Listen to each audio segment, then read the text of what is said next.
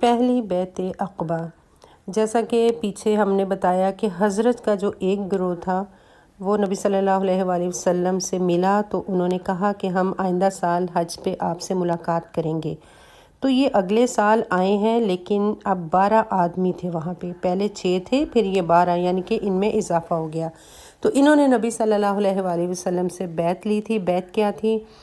کہ شرک نہیں کرنا، پہلی بات، اللہ کے ساتھ کسی کو شریک نہیں ٹھہرانا، چوری نہیں کرنی، زنا نہیں کرنا، اپنی اولاد کو قتل نہیں کرنا،